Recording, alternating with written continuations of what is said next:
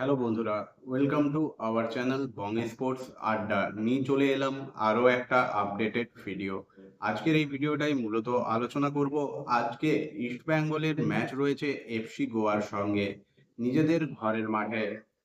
তারকা খচিত দল গড়েও কিন্তু পরপর দু ম্যাচে হার হজম করতে হয়েছে ইস্ট বেঙ্গলকে। আজকে তারা নামবে নিজেদের ঘরের মাঠে তৃতীয় ম্যাচে জয় তুলে নেওয়ার লক্ষ্যে, এবং তাদের লক্ষ্য থাকবে যেন হারের হ্যাট্রিক না হয়।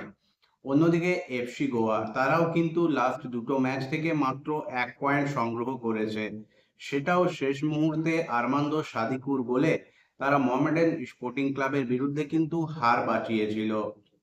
দুটো দলেই কিন্তু তারকা সমৃদ্ধ দল হলেও এখনো কিন্তু নিজেদের পিক ফর্মে আসতে পারেনি, বা বলা ভালো নিজেদের নামের প্রতি কিন্তু একেবারেই সুবিচার করতে পারেনি ইস্টবেঙ্গল এবং এফসি গোয়া।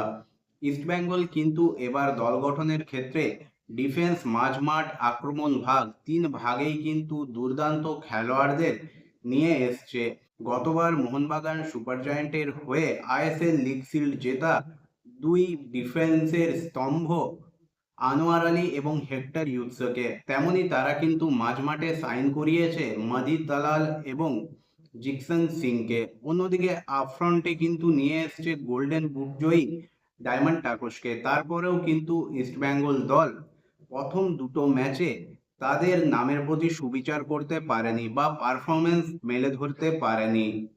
এবং সব থেকে বড় যে ব্যাপারটা, সেটা কিন্তু ইস্টবেঙ্গলের এই যে তারকারা রয়েছেন তারা কিন্তু দুটো ম্যাচেই গোল করতে পারেননি।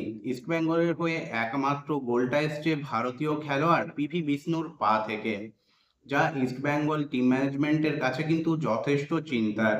তাছাড়াও চোটাঘাত সমস্যা তো রয়েছে, ডায়মন্ড টাকসের সামান্য চোট রয়েছে, তাছাড়া সাউল ক্রেসপো নাকি ডেঙ্গি আক্রান্ত। এটা কিন্তু ইস্টবেঙ্গলের জন্য মাঠে নামার আগে একটা বড় ঝটকা।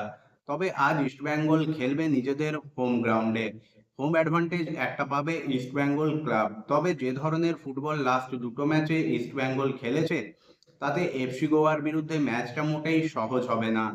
দুটো দলেই কিন্তু আজকে জয়ের লক্ষ্যে নামবে এবং দুটো দলেই একে অপরকে কঠিন চ্যালেঞ্জ ও কড়া টক্কর ছুড়ে দেবে। এই দুটো দল কিন্তু 9 বার মুখোমুখি হয়েছে, যেখানে কিন্তু এগিয়ে রয়েছে এফসি গোয়া। এফসি গোয়া 5 বার জিতেছে, দুটো ম্যাচ জিতেছে ইস্টবেঙ্গল, এবং এই দুই দলের মধ্যে দুটো ম্যাচ কিন্তু ড্র হয়েছে। এবং লাস্ট 5টা আইএসএল ম্যাচে ইস্টবেঙ্গল মাত্র 1 বার জিতেছে এবং 4 বার জিতেছে এফসি গোয়া। এমনকি ইস্টবেঙ্গল কিন্তু 2022 সালের পর আইএসএল এ এফসি গোয়াকে কিন্তু হারাতে পারেনি। তাই ইস্টবেঙ্গলের জন্য আজকে কিন্তু একটা কঠিন চ্যালেঞ্জ অপেক্ষা করছে, এবং ইস্টবেঙ্গল চাইবে এই পরিসংখ্যানকে ভুল প্রমাণিত করে আইএসএল এ এবারে নিজেদের প্রথম জয়টা তুলে নিতে এবং হারের হ্যাট্রিক এড়াতে। অন্যদিকে এফসি গোয়ার লক্ষ্য থাকবে মোহামেডান স্পোর্টিং ক্লাবের বিরুদ্ধে শেষ মুহূর্তে গোল করে ড্র করার আত্মবিশ্বাসটাকে নিয়ে এই ম্যাচে ইস্টবেঙ্গলের বিরুদ্ধে জয় তুলে নেওয়ার। তারা যদি এই ম্যাচ থেকে 1 পয়েন্ট পায়, সেটাও কিন্তু তাদের জন্য যথেষ্ট হবে, কারণ এটা তাদের অ্যাওয়ে ম্যাচ। অন্যদিকে ইস্টবেঙ্গল কিন্তু জয়ই চাইবে। 1 পয়েন্ট কিন্তু ইস্টবেঙ্গলের জন্য যথেষ্ট নয়। দলকে যদি আত্মবিশ্বাস এবং চাপ কাটিয়ে উঠতে হয়, তাহলে কিন্তু জয়টা দরকার। যে ধরনের খেলোয়াড়েরা রয়েছেন, তাতে জয় না এলে কিন্তু চাপ আরও বাড়বে। কোচ কোয়াদ্রাত এইরকমই কিন্তু আতশকাচের নিচে রয়েছেন, তাকে কিন্তু এই ম্যাচ থেকেই ঘুরে দাঁড়াতে হবে।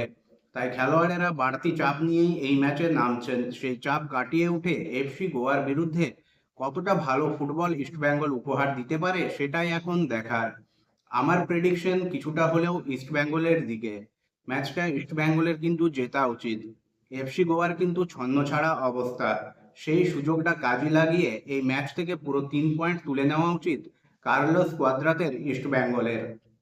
বন্ধুরা, তোমাদের কি মনে হয় আজকের ম্যাচে ইস্টবেঙ্গল কি এফসি গোয়াকে হারিয়ে এবারের আইএসএল এ নিজেদের প্রথম জয়টা তুলে নিতে পারবে, নাকি এফসি গোয়া অ্যাওয়ে ম্যাচ থেকে পুরো 3 পয়েন্ট নিয়ে যাবে?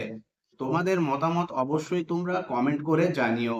এফসি গোয়া এবং ইস্টবেঙ্গলের এই ম্যাচ কিন্তু দু দলের কাছেই সমান গুরুত্বপূর্ণ। দুটো দলেরই তাদের হারিয়ে যাওয়া আত্মবিশ্বাস এবং লিগ টেবিলে ওপরের দিকে উঠতে গেলে ম্যাচটা থেকে পয়েন্ট দরকার। এখন দেখার শেষ পর্যন্ত কোন দল আজকের ম্যাচে শেষ হাসি হাসে। আজকের এই ভিডিওটা এই পর্যন্তই। ভিডিওটা ভালো লাগলে অবশ্যই লাইক, কমেন্ট এবং শেয়ার করে দিও। চ্যানেলটাকে সাবস্ক্রাইব করে নিয়ে নোটিফিকেশন বেল অন করে নিও এইরকমই আপডেটেড ভিডিও সবার আগে পাওয়ার জন্য। দেখা হবে পরের ভিডিওতে।